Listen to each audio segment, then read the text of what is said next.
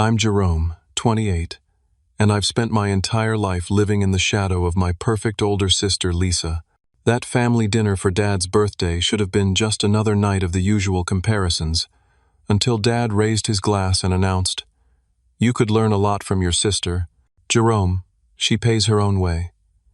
Everyone clapped while I quietly sipped my drink, something inside me finally snapping. "Then she won't miss the $3,800 transfer that hits her account each month," I said calmly. Lisa's smile vanished instantly, and the room froze. Family secrets have a way of changing everything.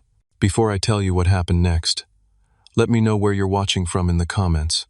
Hit that like button, and subscribe to hear how one moment of truth rearranged my entire family dynamic. Growing up with Lisa was like living with a constant reminder of everything I wasn't in my parents' eyes. 3 years my senior, Lisa set the bar impossibly high from the beginning. She walked earlier, talked sooner, and seemed to effortlessly hit every milestone ahead of schedule while I followed at my own pace. My parents, especially Dad, never let me forget it. Our childhood home in suburban Massachusetts became a shrine to Lisa's achievements. The living room wall displayed her certificates, awards, and trophies. My mother would point them out to visitors while my father would beam with pride. Lisa got straight, as again became a seasonal announcement in our household, like the changing of leaves in fall. My report cards, even when good, were met with distracted nods or the inevitable, "Your sister got all as at your age." Lisa was the mathematical prodigy who could calculate complex equations in her head. I was more drawn to words and images, preferring to sketch designs or write stories in my notebooks. These creative pursuits were viewed as hobbies in our household, nice distractions but not serious career paths. While Lisa was being groomed for success, I was left to figure things out largely on my own. High school only amplified the differences in how we were perceived. Lisa was class valedictorian, captain of the debate team, and president of the student government. I maintained decent grades while focusing on photography for the school newspaper and designing logos for local businesses on the side. These entrepreneurial efforts earned me some spending money, but little recognition at home. When college applications came around, my parents hired private tutors for Lisa's SAT prep and took her on tours of Ivy League campuses. They assumed I'd attend the local state university if I went to college at all. The surprise on their faces when I earned a partial scholarship to a respected art and business school in New York was almost worth the years of lowered expectations. Almost. Lisa, of course, attended Princeton on a partial academic scholarship, majoring in finance with a minor in economics. My parents covered her remaining tuition without hesitation. For my education, they provided a small starter contribution with the clear expectation that I would work part-time to cover the rest.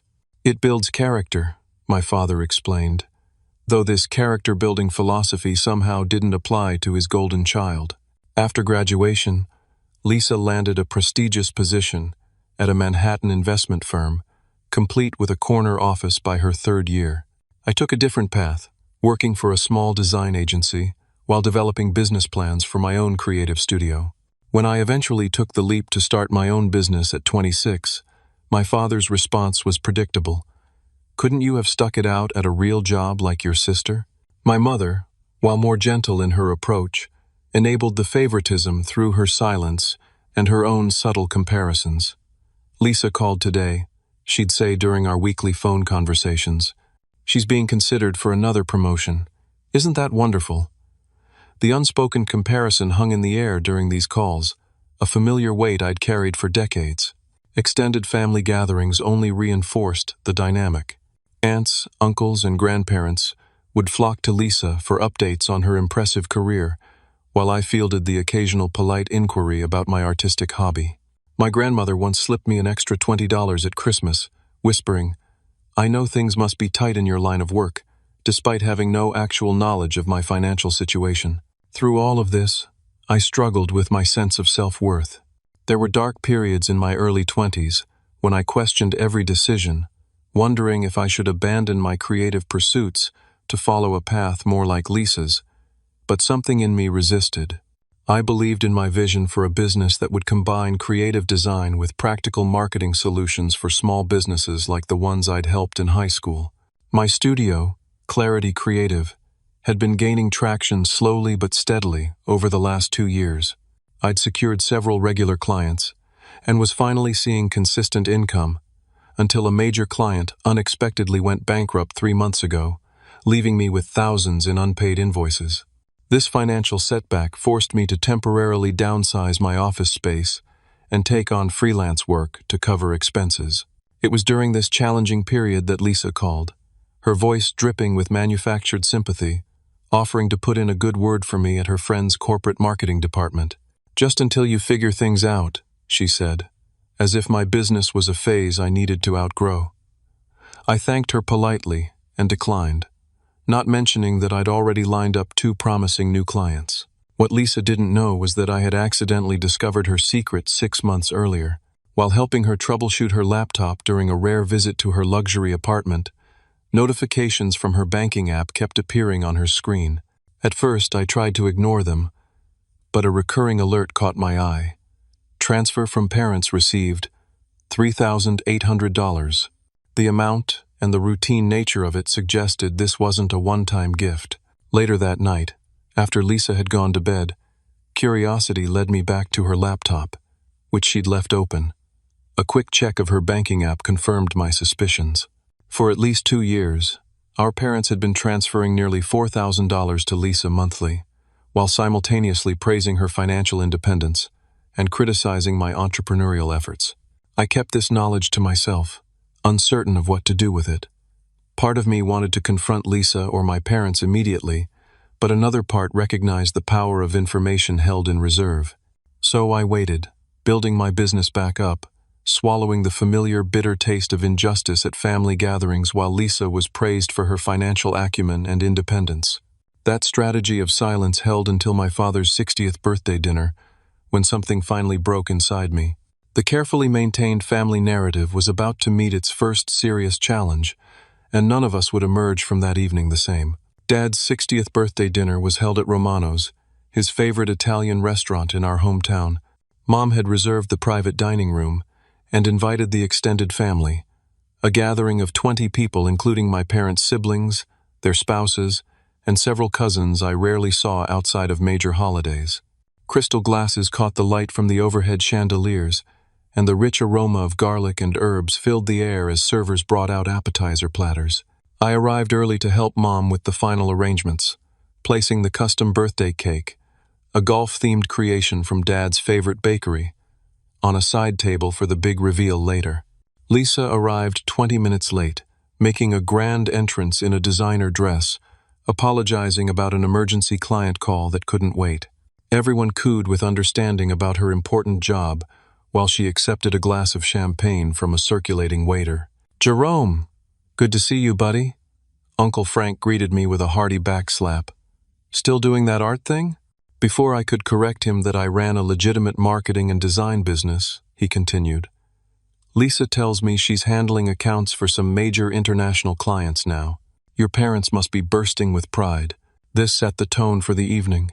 As guests took their seats at the long table, conversation flowed freely about Dad's golf game, Mom's volunteer work, and inevitably, Lisa's career trajectory. I sat between my cousin Sarah, who was finishing medical school, and my mother's sister, Aunt Diane. "How's business?" Aunt Diane asked, her tone suggesting she was making conversation rather than genuinely interested. "It's going well," I replied. "I just signed 2 new clients last week, both expanding businesses looking to—" "Sarah, tell everyone about your residency options," Mom interrupted from across the table. The spotlight effortlessly shifted away from my small success to my cousin's medical career. The appetizers gave way to salads, and Dad began reminiscing about his early career. Started in the mailroom and worked my way up. No handouts, no shortcuts. "That's how you build something real," he said, raising his glass. "To hard work and self-reliance." Everyone toasted enthusiastically. I caught Lisa's eye across the table and noticed a flicker of discomfort cross her face before she masked it with her practiced smile. Aunt Patricia turned the conversation toward Lisa. "Tell us about this promotion we've been hearing about, dear." Lisa straightened up, brushing her perfectly styled hair behind her ear. "Well, I wasn't going to announce it officially until next week, but since we're all family here, she paused for dramatic effect. I've been named Junior Vice President of Client Relations. It comes with a significant raise and a team of 5 reporting directly to me. Applause erupted around the table. Dad beamed, raising his glass again. That's my girl, always reaching higher. Congratulations, Lisa, I said, genuinely trying to be supportive despite the familiar sting of being the less successful sibling. As the main courses arrived, Uncle Richard inevitably turned his attention to me. And what about you, Jerome? How's that little business of yours holding up in this economy? I took a breath, determined to present my work confidently. Actually, after that setback with Meridian's bankruptcy, I've restructured my client portfolio to focus on more stable industries. The 2 new accounts I've secured are both established companies with healthy financials, and they've signed year-long contracts. Dad snorted softly. Contracts can be broken, son. Lisa's company has legal teams to protect their interests. Who protects yours when these small businesses decide not to pay? I have a lawyer who reviews all my contracts, I replied, fighting to keep my voice even. And I've implemented a phased payment structure to minimize risk. Smart thinking, my cousin Sarah commented, but her voice was lost as Dad continued. The problem with your generation is you all want to be entrepreneurs without putting in the years of groundwork first. Lisa understood that. She paid her dues at the firm, earned trust and respect before taking on bigger roles. I noticed Lisa shift in her seat again, her fingers tightening around her wine glass. Something about money discussions clearly made her nervous, which only reinforced what I knew about her secret financial arrangement. I respect Lisa's path, I said carefully, but there are different routes to success. Success, Dad repeated, emphasizing the word as if it were theoretical in my case. Well, I suppose that depends on how you define it. Some people are content with getting by. Mom attempted to change the subject. The osso buco here is exceptional. Richard, you should try it next time you visit. But Dad was on a roll now, warmed by wine and the captive audience of family members. You know what I've always admired about Lisa? Her financial independence. From the moment she graduated, she stood on her own 2 feet. Nice apartment, good car, professional wardrobe, all earned through her own efforts. Lisa took a large sip of her wine, not meeting anyone's eyes. Jerome has his own apartment too, Mom offered weakly. In that artsy neighborhood with the graffiti everywhere, Dad countered. Lisa lives in a doorman building in Manhattan. The conversation continued around me as I quietly ate my pasta. I could feel a pressure building inside my chest, years of comparisons, dismissals, and unequal treatment compressing into a dense ball of resentment. Still, I had planned to let the evening pass without incident.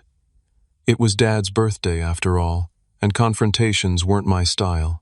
That resolve held until dessert was served, and Dad decided to offer his impromptu speech about life lessons at 60. He spoke about integrity, hard work, and self-sufficiency, values I actually shared with him despite his belief to the contrary. And then, glass raised toward his favorite child, came the comment that would change everything. And as I look around at my family on this milestone birthday, Dad continued, gesturing with his half-empty wine glass, I'm reminded of what really matters. Hard work, self-reliance. These aren't just words to me. They're principles I've lived by. His gaze settled on Lisa, his expression softening with pride. Some of you have really taken those lessons to heart. Dad turned toward me, his expression shifting subtly. Jerome, you could learn a lot from your sister. She pays her own way. He raised his glass higher. To Lisa, proof that the next generation can still understand the value of standing on their own 2 feet. The table erupted in applause and approving laughter. Uncle Frank called out, "Hear, hear!" Aunt Patricia nodded vigorously. My mother smiled tightly, her eyes darting nervously between Dad and me. Lisa accepted the praise with a practiced, humble smile, ducking her head slightly as if embarrassed by the attention. Dad, please, it's your birthday. We should be celebrating you, not me. Nonsense, Dad replied. What better gift than seeing my daughter succeed on her own merits? I sat perfectly still, a strange calm washing over me. The noise of the restaurant seemed to fade into the background as I considered my options. For years, I had swallowed these comparisons, these subtle and not-so-subtle digs at my choices and accomplishments. I had maintained the family peace at the cost of my own dignity. Something shifted inside me in that moment, a realization that by staying silent, I wasn't just protecting family harmony, I was participating in a lie that hurt not just me but potentially Lisa too, trapped as she was in this false narrative of perfect independence. I picked up my water glass, took a slow sip, and set it down deliberately. The condensation left a perfect ring on the white tablecloth. Then she won't miss the $3,800 transfer that hits her account each month, I said, my voice quiet but clear enough to carry across the table. The effect was immediate and dramatic. Lisa's smile vanished, her face draining of color so rapidly I could almost track its progression. Dad's glass stopped halfway to his lips, wine sloshing dangerously close to the rim. Mom's fork clattered against her plate. A silence fell over the table, heavy and absolute. Uncle Richard, who had been about to take a bite of tiramisu, slowly lowered his spoon. Aunt Diane's hand flew to her throat. My cousin Sarah looked between Lisa and me, her eyes wide with surprise. Lisa recovered first, her lawyer training kicking in. "What are you talking about?" she demanded, attempting a laugh that came out as more of a strangled sound. "That's ridiculous. Jerome's just upset because..." "Because what?" I asked calmly. "Because I've spent my entire life being compared to someone whose financial independence is a fiction. Because while my business struggles were treated as personal failings, your secret allowance was never mentioned?" Dad's face had turned an alarming shade of red. "What the hell are you accusing your sister of?" I met his gaze steadily. "I'm not accusing. I'm stating a fact. For at least the past 2 years, you and Mom have been transferring $3,800 to Lisa's account every month. That's $45,600 a year. Tax-free family support while she's praised for being self-made." "This is absurd," Lisa sputtered, but her eyes betrayed her. She knew I had proof. "Jerome, this is hardly the time or place," Mom interjected, her voice quavering. "When is the time, Mom? When Dad's done making me feel like a failure for taking a different path. When Lisa's done accepting compliments for an independence she doesn't actually have." Uncle Frank shifted uncomfortably in his chair. "Maybe we should give you folks some privacy to discuss this." "No need," I said, still maintaining that unnatural calm. "I'm not trying to create a scene. I just thought if we're celebrating honesty and self-reliance tonight, we might want the full picture." "You've always been jealous of your sister," Dad said, his voice low with anger. "But this is a new low, even for you." That stung, but I was beyond being silenced by his disapproval. "Check your bank statements, Dad. First of each month, like clockwork. I have screenshots if you'd like to see them." Lisa's composure crumbled entirely. "You went through my private financial information?" she demanded, tears welling in her eyes. "How dare you?" After graduation, Lisa landed a prestigious position at a Manhattan investment firm, complete with a corner office by her 3rd year. I took a different path, working for a small design agency while developing business plans for my own creative studio. When I eventually took the leap to start my own business at 26, my father's response was predictable. "Couldn't you have stuck it out at a real job like your sister?" Mom placed a restraining hand on Dad's arm as he started to rise from his chair. "William, please, not here." Aunt Patricia, always one for drama, whispered loudly to Uncle Richard. "I always said they spoiled her rotten." Lisa's tears spilled over now, mascara tracking down her cheeks. "You don't understand anything about my life or my expenses. Living in Manhattan isn't like living in your bohemian neighborhood. The expectations at my level are exactly that. Expectations," I finished for her, "not requirements. You chose the luxury apartment, the designer wardrobe, the exclusive social clubs. Those weren't job requirements. They were your preferences." Dad found his voice again. "Is this true, Lisa? Have you been accepting money from us while letting me believe?" He couldn't finish the sentence, the betrayal evident in his expression. Mom's shoulders slumped. "William, I thought you knew. I never hid the transfers from our joint account. A new wave of shocked murmurs rippled through the family as this additional layer was revealed. Dad turned to Mom, disbelief written across his features. "You knew about this? Can we please not do this here?" Lisa pleaded, looking around at our extended family, all witnessing her carefully constructed image crumbling in real time. I hadn't anticipated my mother's involvement or the depth of deception. What I'd thought was a secret between my parents and Lisa now appeared to be something my father had been kept in the dark about as well. The realization made me pause, suddenly uncertain about the consequences I had set in motion. "I think," my cousin Sarah said quietly beside me, "we should probably give your immediate family some space." She stood, prompting others to follow suit with murmured excuses and averted eyes.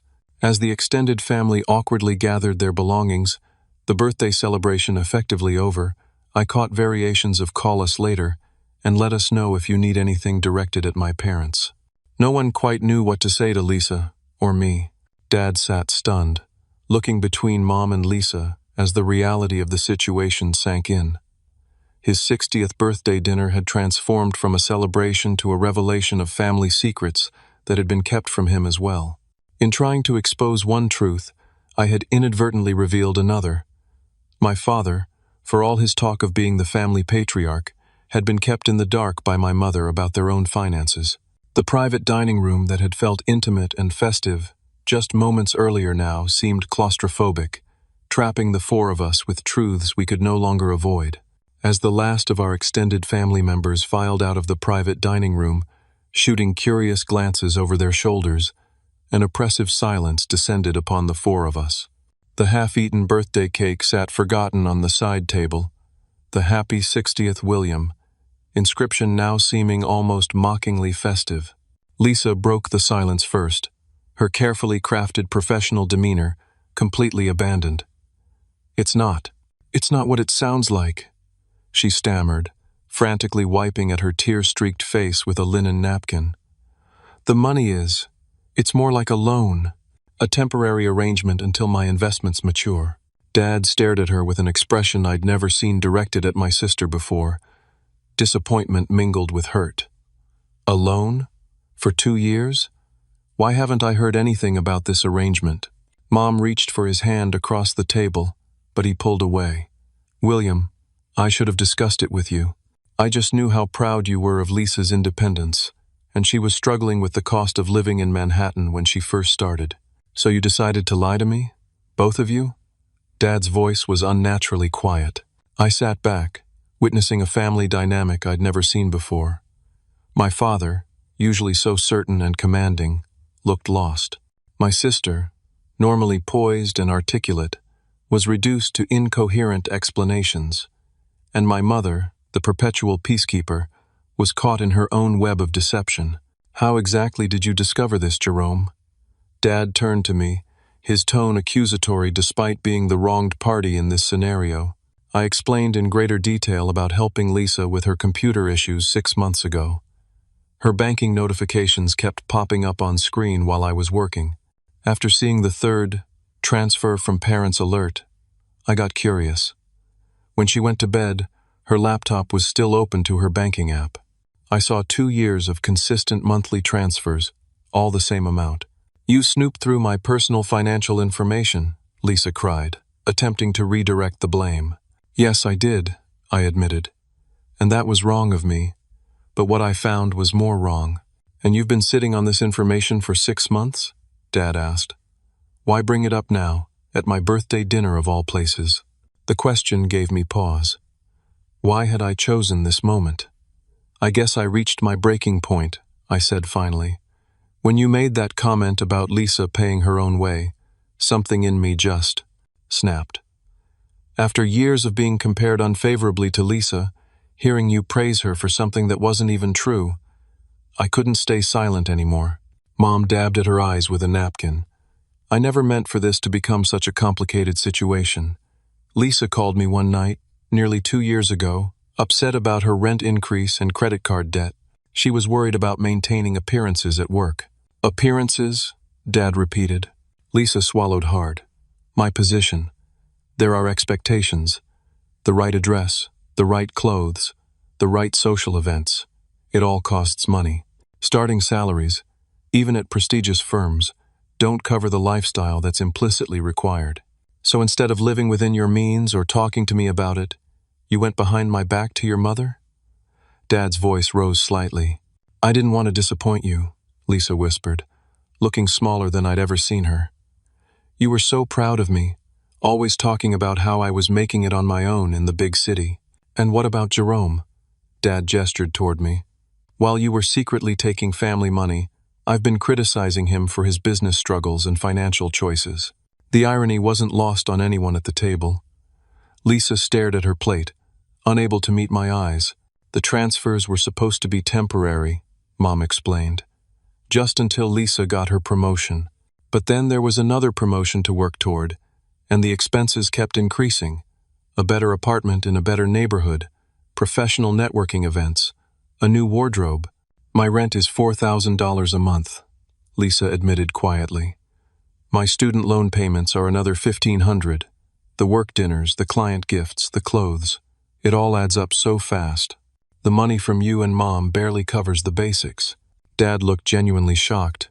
$4,000 in rent? Lisa, that's more than my first mortgage payment. It's Manhattan, Dad. And I need to live in the right neighborhood to be taken seriously.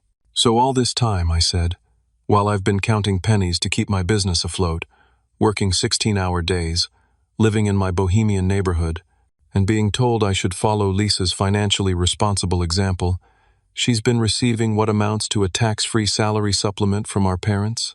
Lisa turned to me, tears streaming freely now. You don't understand the pressure I'm under. Everyone at the firm comes from money. They all have family connections, family support.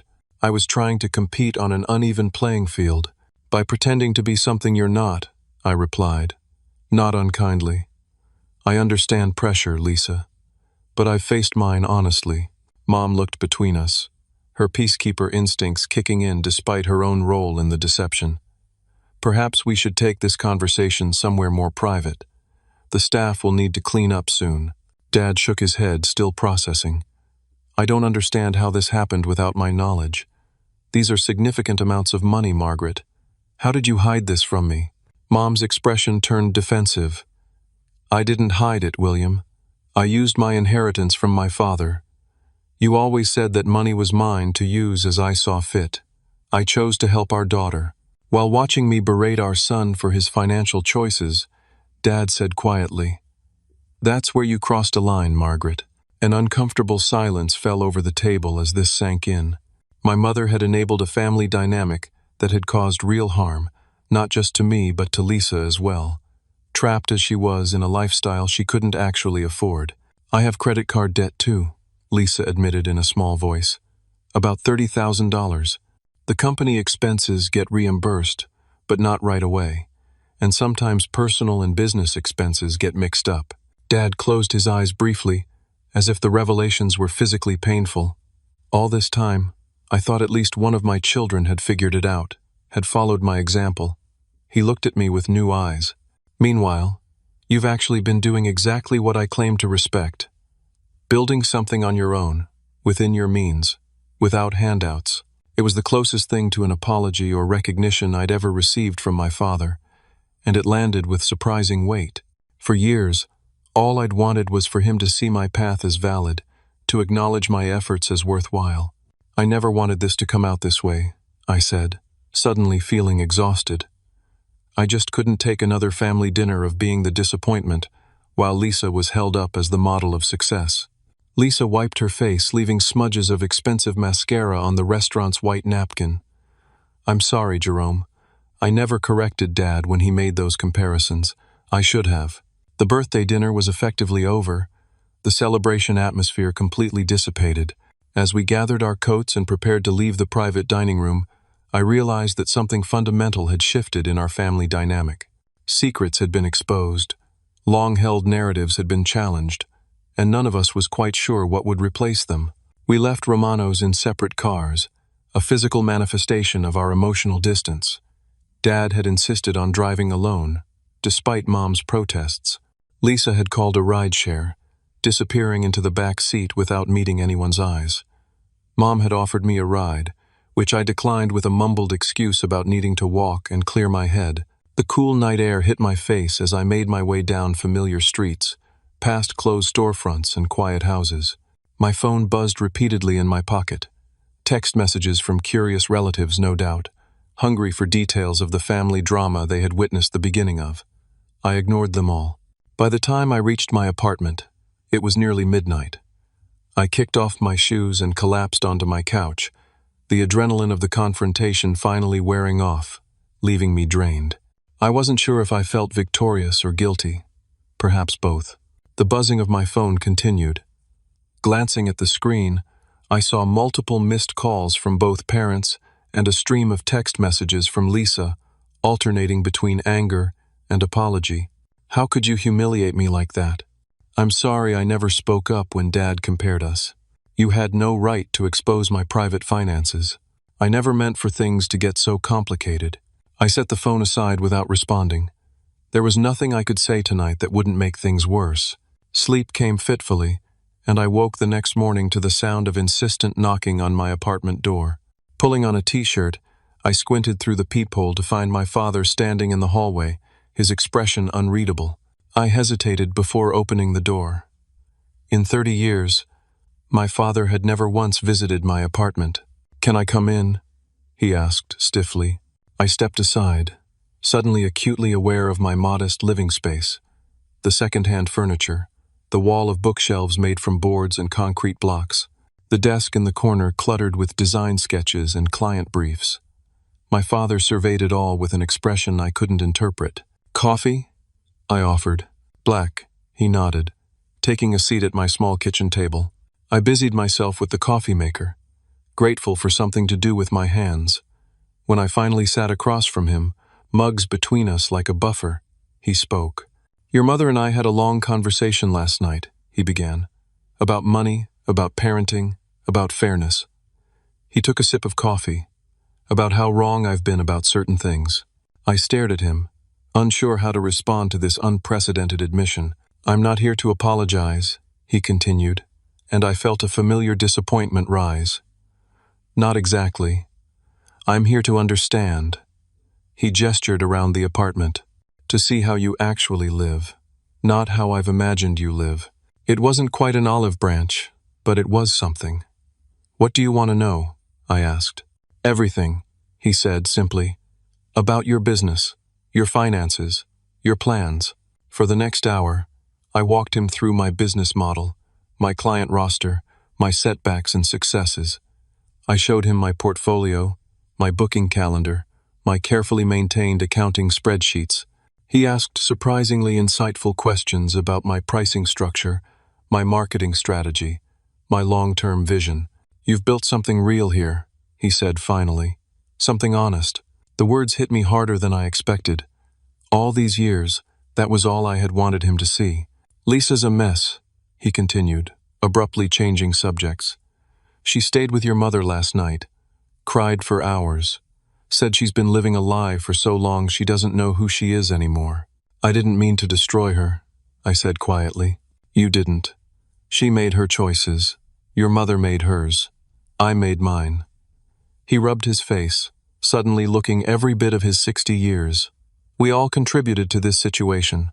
My phone buzzed with an incoming call from Aunt Diane, which I declined. "The extended family is having a field day with this," I commented. "Let them," Dad said dismissively. "We've got bigger issues to sort out." As he prepared to leave, he paused at the door. "Your sister wants to talk to you. Not today, but soon. She has some things to say." I nodded, not committing to anything. "I'll think about it." After he left, I sat in the quiet of my apartment, trying to process the seismic shift in my family dynamic. For the first time in my adult life, my father had looked at me, really looked at me, without comparing me to Lisa. It felt like a first step on an unfamiliar path. Over the next week, I immersed myself in work, grateful for the distraction of client deadlines and design challenges. I responded politely, but briefly, to the curious inquiries from extended family members, refusing to feed the gossip mill. Mom called daily, her messages increasingly worried as I maintained my emotional distance. 10 days after the birthday dinner revelation, Lisa texted asking to meet for coffee. Against my better judgment, I agreed. She was already seated at a corner table when I arrived at the cafe, noticeably dressed down in jeans and a simple sweater instead of her usual power suit. The designer handbag was nowhere to be seen. "Thank you for coming," she said as I sat down. Her voice lacked its usual confidence. "I figured we should talk eventually," I replied. Lisa wrapped her hands around her mug. "I've been doing a lot of thinking since that night." She took a deep breath. "You were right, about everything. I've been living a lie, pretending to be self-sufficient while accepting help that you were denied." "I didn't do it to hurt you, Lisa," I said. "I just couldn't take the comparisons anymore." "I know, and I'm sorry I never stopped them." She looked up, meeting my eyes directly. "The truth is, I've been jealous of you for years." This caught me completely off guard. "Jealous? Of me? That's ridiculous." "Is it?" She gave a sad smile. "You built something of your own. Something real, like Dad said. Meanwhile, I've been working 80-hour weeks at a job that would replace me in a heartbeat, spending money I don't have to impress people I don't even like." I didn't know how to respond to this role reversal, where the golden child was envious of the disappointment. "I've made some changes," she continued. "I gave notice on my apartment. I'm moving to a smaller place in Brooklyn next month. I've cut up 3 of my 5 credit cards, and," she hesitated, "I told Mom and Dad I won't be accepting any more monthly transfers." "That's a big adjustment," I said, genuinely impressed. "It's terrifying," she admitted, "but also freeing. For the first time in years, I'm going to be living honestly within my means." As we continued talking, Lisa revealed more about the pressure she'd felt to maintain appearances, the competitive culture at her firm, the fears of being exposed as an imposter. Behind the perfect facade she'd presented to the family had been a person just as insecure and uncertain as I had often felt, just with different external trappings. By the time we parted ways, something had shifted between us. The pedestal she had been placed on had crumbled, allowing us to begin seeing each other as equals, as adults with different strengths and struggles, not as the golden child and the disappointment our parents had cast us as. That evening, I received a text from Mom. "Your father and I have been talking to a family therapist. She suggested a group session. Would you be willing to join us? Lisa has already agreed." I stared at the message for a long time. My first instinct was to refuse, to protect the emotional distance I'd maintained since the confrontation. But something about my conversation with Lisa had softened my resolve. Maybe there was a path forward for our family that didn't require maintaining the old roles and resentments. "When?" I texted back. Mom's response came immediately, as if she had been anxiously waiting by her phone. "Saturday, at 11. Dr. Ashley Wilson's office. Thank you, Jerome." As I set my phone down, I felt a strange mixture of apprehension and hope. The family dynamics that had defined most of my life had been irrevocably altered. What would replace them remained to be seen. The weeks following Dad's birthday dinner were a strange limbo of old patterns disrupted and new ones not yet established. The silent treatment from my parents lasted precisely 4 days before Mom broke rank with tearful voicemails. Dad's unexpected visit to my apartment had been the first crack in his facade. Lisa's texts continued to swing between defensive anger and vulnerable apology as she grappled with her own role in our family's dysfunction. Extended family members proved predictably curious about the dinner drama. Aunt Diane called 3 times in one day, thinly veiling her nosiness as concern. Uncle Frank texted asking if I wanted to grab a beer and talk, which I politely declined. Cousin Sarah, to her credit, sent a simple message: "Here if you need me, no questions asked." I threw myself into work with renewed determination. The 2 new clients I had mentioned at the dinner, a local brewery expanding distribution, and a sustainable clothing brand launching their online store, provided welcome distraction from family chaos. Design meetings, marketing strategy sessions, and content creation deadlines structured my days and gave me purpose. One unexpected outcome of the confrontation was that a weight I hadn't fully acknowledged had lifted from my shoulders. The exhausting pretense that Lisa was perfect and I was somehow deficient no longer needed to be maintained. Whatever came next for our family, that particular lie had been permanently dispelled. Saturday morning arrived with a knot of anxiety in my stomach. Family therapy felt simultaneously necessary and ridiculous. Was it possible to untangle decades of comparative parenting and uneven expectations in an hour with a stranger? Dr. Wilson's office occupied a converted Victorian house near the town center, with a discreet brass plaque by the door. The waiting room was painted a calming sage green, with comfortable chairs arranged in a loose circle. Lisa was already there when I arrived, studying a magazine with intense focus. Mom and Dad entered minutes after me, the tension between them palpable. "Thank you all for coming," Dr. Wilson greeted us, a woman in her 50s with silver-streaked dark hair and perceptive eyes. "This is a brave first step." The session began awkwardly, with Dr. Wilson establishing ground rules about speaking in I statements and allowing each person to finish their thoughts without interruption. Dad sat stiffly, clearly uncomfortable with the entire concept of therapy. Mom clutched a tissue in anticipation of tears that would indeed come later. Lisa had adopted her professional meeting posture, legs crossed at the ankle, hands folded in her lap. "Let's start with what brought you here," Dr. Wilson suggested. "Jerome, would you be willing to share your perspective, since the recent dinner seems to have been a catalyst?" Put on the spot. I hesitated before finding my voice. "I've spent my whole life being compared to Lisa," I began slowly. Every achievement, every setback, every choice was measured against her path.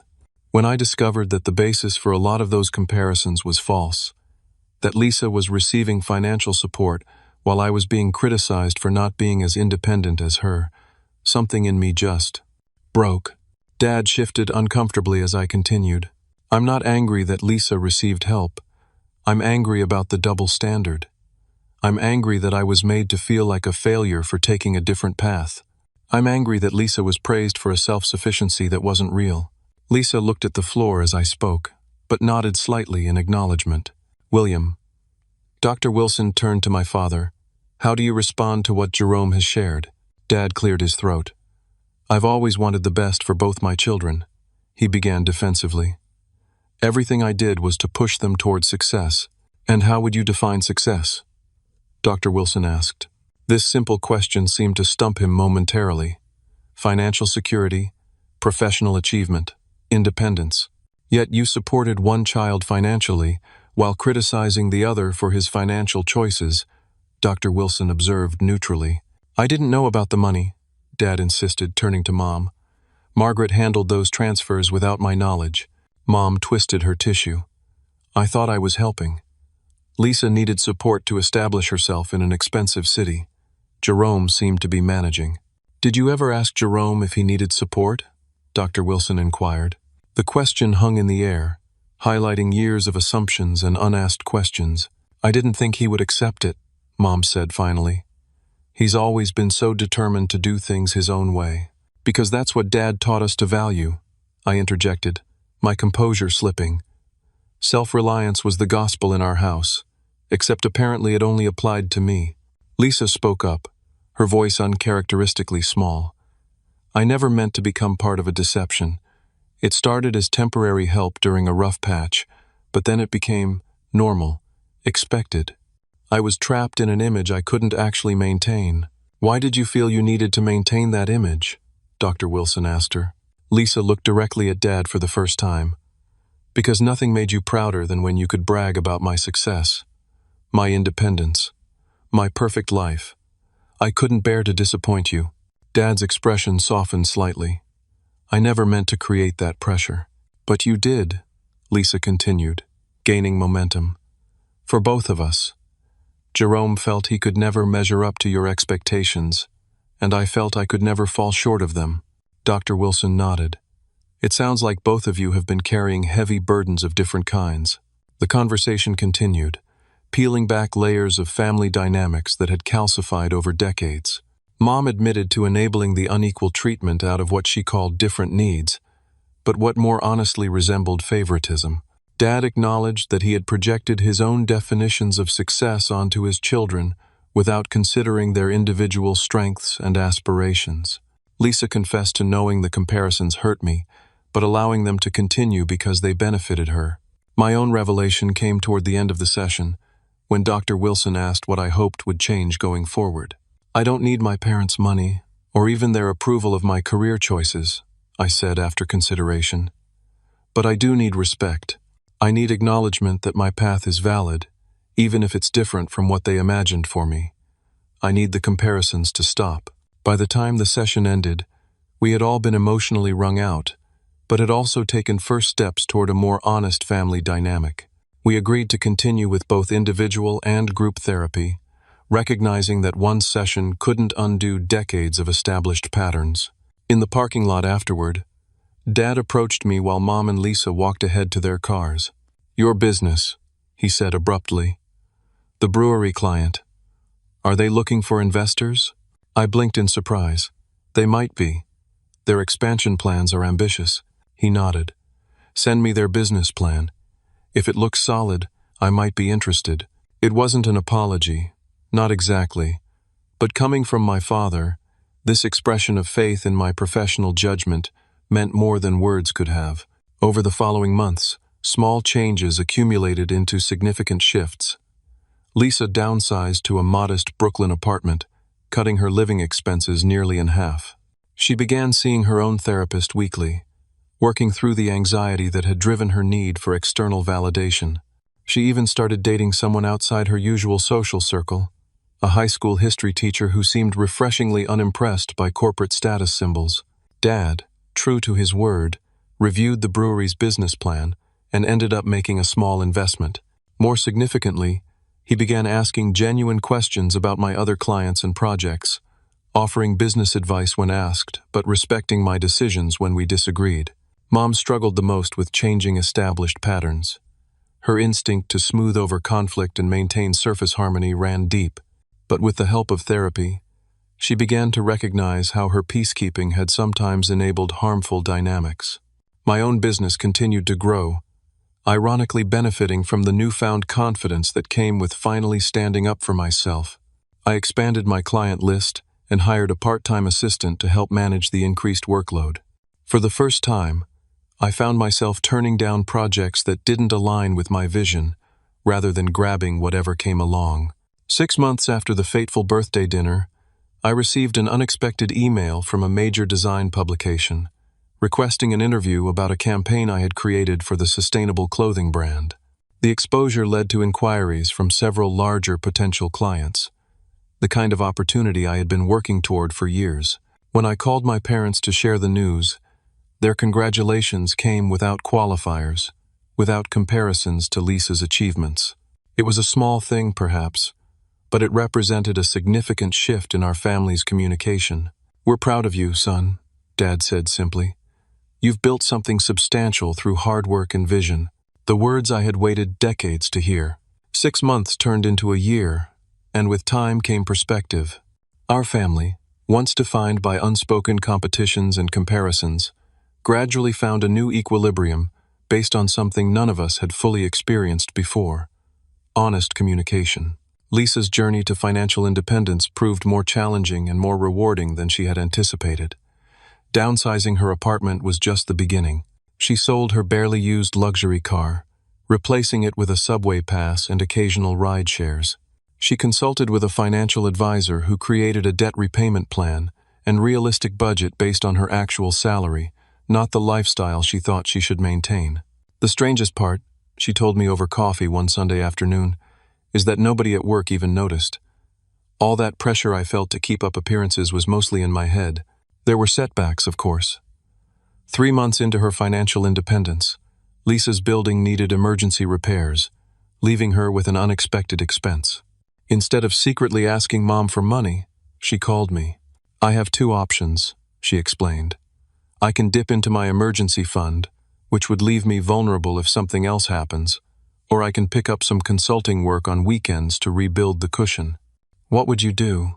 The fact that she valued my financial advice represented a seismic shift in our relationship. I helped her weigh the pros and cons, but left the decision to her.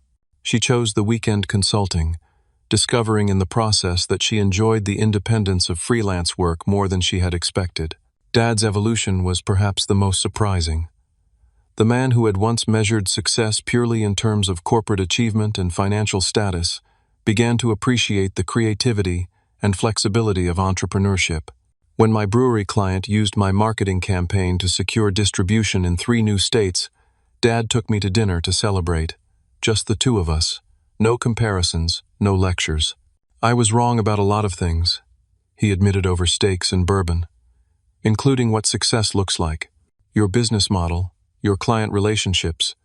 You've created something sustainable on your own terms. That's more impressive than following someone else's established path. Coming from my father, this was the equivalent of a standing ovation. Mom struggled the most with changing established patterns. Her instinct to enable Lisa and protect her from consequences ran deep. In family therapy, we discovered this stemmed from her own childhood, where her brother had been favored while she was overlooked. She had unconsciously replicated this dynamic with her own children, but with the roles reversed. I never saw the parallels, she confessed during a particularly emotional session. I thought I was being supportive. I didn't realize I was perpetuating the same kind of favoritism I had resented in my own parents. This insight didn't change her behavior overnight, but it created awareness. When she caught herself falling into old patterns, like offering to buy Lisa new furniture for her smaller apartment while merely complimenting my latest design work, she would pause and recalibrate. My business continued to thrive, partly due to the confidence that came with finally standing up for myself. The brewery campaign led to referrals, and the design publication interview attracted attention from larger potential clients. I hired 2 full-time designers and moved into a proper office space, a far cry from the cramped corner of my apartment where Clarity Creative had begun. Exactly 1 year after the confrontation at Dad's birthday dinner, we gathered again at Romano's, same restaurant, same private dining room, but a profoundly different family dynamic.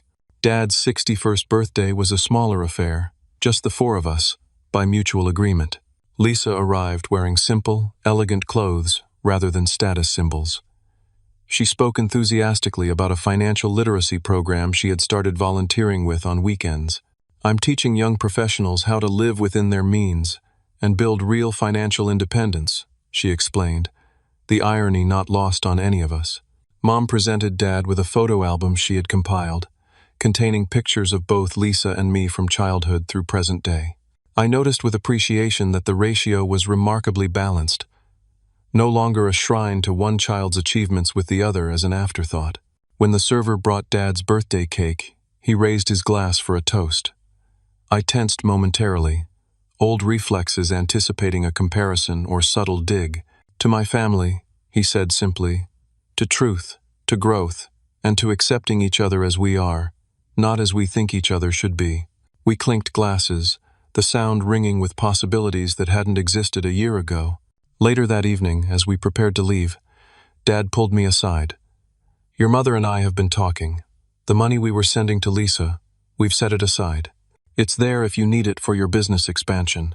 I considered his offer, appreciating the gesture while recognizing it for what it was, an attempt to retroactively balance the scales. Thank you, Dad. But I've secured a small business loan for the expansion. I'd rather keep growing at my own pace, on my own terms. He nodded, respect evident in his expression. I understand. The offer stands if you change your mind. As I drove home that night, I reflected on the journey our family had taken over the past year. The painful revelation at Dad's 60th birthday had been like lancing a wound, messy and painful, but necessary for genuine healing to begin. My business success felt meaningful in a way it might not have if it had come with parental financial support. There was something powerful about knowing I had built Clarity Creative entirely through my own efforts, vision, and perseverance. The path had been harder, perhaps, but the achievement was undeniably mine. Lisa had found her own kind of freedom in honesty. No longer trapped by appearances or expectations, she was discovering who she really was beyond the golden child narrative. Our relationship, once defined by competition and resentment, had evolved into something resembling friendship between equals. My parents, too, were changing in ways I wouldn't have believed possible. Dad's rigid definitions of success had softened. Mom's enabling tendencies were tempered by new awareness. They weren't perfect. None of us were. But they were trying, and that effort meant everything. The most profound lesson I had learned was that honesty, even when painful, creates the possibility for genuine connection. For years I had swallowed my resentment, maintained the family fiction, and protected others' comfort at the expense of my own dignity. That moment of truth at the dinner table, uncomfortable as it had been, had ultimately freed not just me but my entire family from a web of pretense that had constrained us all. As I unlock my apartment door, I think about how different my life looks now compared to a year ago, not just externally, the growing business, the professional recognition, but internally. The constant need to prove my worth, to measure up to an impossible standard, has faded. In its place is something quieter but more sustaining: self-validation. I wonder how many other families maintain similar fictions. Golden children and scapegoats, facades of perfection that mask deeper truths. How many siblings sit across dinner tables, swallowing truths that need to be spoken? If you're watching this and recognizing your own family dynamics in my story, I hope it gives you courage. Speaking truth isn't about revenge or creating drama. It's about creating the possibility for authentic relationships. Sometimes the most loving thing we can do for our families and ourselves is to break the cycles of pretense that keep us locked in harmful patterns. I'd love to hear your thoughts in the comments. Have you ever had to speak an uncomfortable truth to your family? How did it change your relationships? Don't forget to like and subscribe if this story resonated with you, and share it with anyone who might need to hear that standing up for yourself isn't selfish. Sometimes, it's the catalyst that allows everyone to grow. Thank you for listening to my story. Remember, the families we build, whether through blood or choice, should be places where we can be authentically ourselves, imperfections and all.